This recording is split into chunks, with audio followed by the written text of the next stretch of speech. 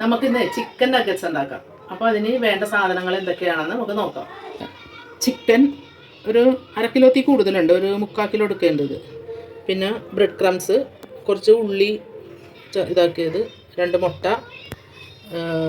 മറ്റേ Kashmiri chilli powder, ginger garlic paste, maida, കുരുമുളക് പൊടിയാണ് കേട്ടോ, ബ്രെഡ് പിന്നെ അരിക്ക് കട്ട് ചെയ്തത്, സോയാ സോസ്. ഈ മൈദയൊക്കെ ഇപ്പോൾ വേണ്ടതല്ല, ഇതൊക്കെ നമുക്ക് അന്നേരം ഇതെന്താ വേണ്ടതെന്ന് ഞാൻ പറഞ്ഞുതരാം. ഇതൊക്കെ രണ്ടും പിന്നെ മതി. ഇത് മിക്സിങ്ങിനുള്ള സംഭവങ്ങളാണ് ഇതെല്ലാം. പിന്നെ ബ്രെഡ് ഇതുള്ളത് സൈഡെല്ലാം കട്ട് ചെയ്തതായിരിക്കണം കേട്ടോ, കട്ട് ചെയ്ത് വെച്ചേക്കണം. അത് ആവശ്യത്തിന് എടുത്താൽ മതി, ഒരുപാട് ഇടണ്ട, ഒരു 2-3 കഷ്ണം ഇട്ടാൽ മതി.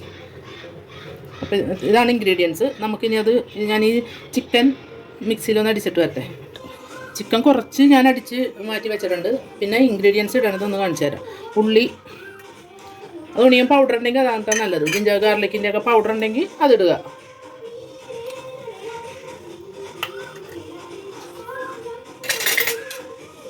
ഒരു 1/2 ടീസ്പൂൺ കാശ്മീരി ചില്ലിയും, ഒരു 1/2 ടീസ്പൂൺ, ഒരു 3/4 ടീസ്പൂൺ കേട്ടോ പെപ്പർ.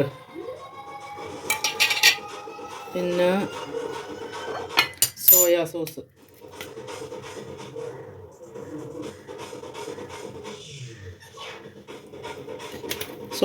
ഒരു 1 ടീസ്പൂൺ.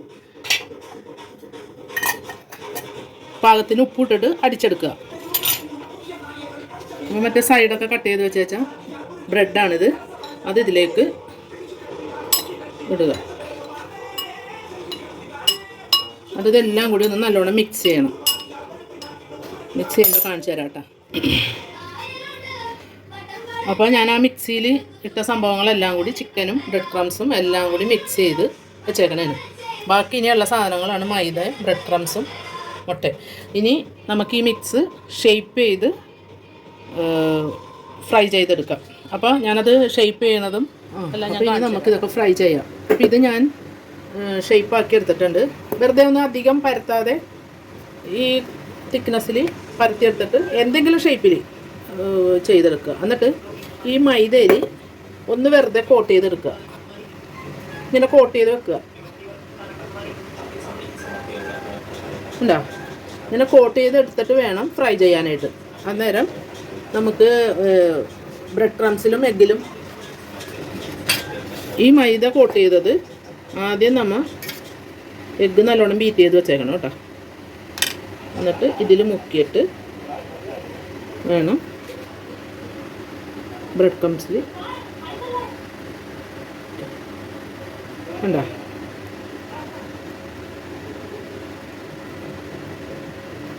നല്ല ഷേപ്പിന് കിട്ടും. അങ്ങനെ എല്ലാം ചെയ്തെടുത്തിട്ട് ഫ്രൈ ചെയ്യുമ്പോൾ കാണിച്ചു തരാം.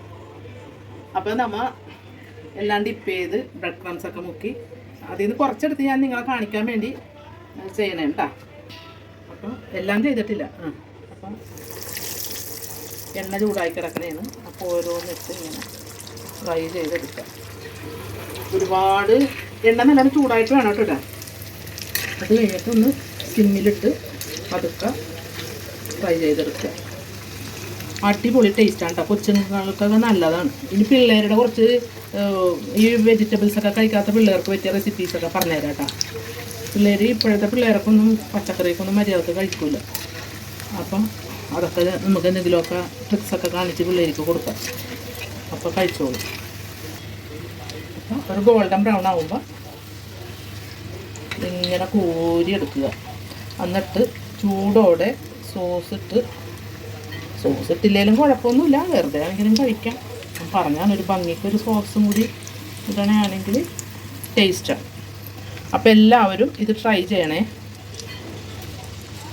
ട്രൈ ചെയ്തിട്ട് എന്നെ അറിയിക്കണം എങ്ങനെ ഉണ്ടെന്ന്. അപ്പോൾ നമ്മുടെ നഗറ്റ്സ് റെഡി ആയിട്ടുണ്ട്. അപ്പോൾ കുറച്ച് ഞാൻ ചെയ്തെടുത്ത് ബാക്കിയുള്ളതൊക്കെ ഞാൻ പിന്നെ ചെയ്തു. എല്ലാവരും ഇത് ട്രൈ ചെയ്യണേ. Thank you.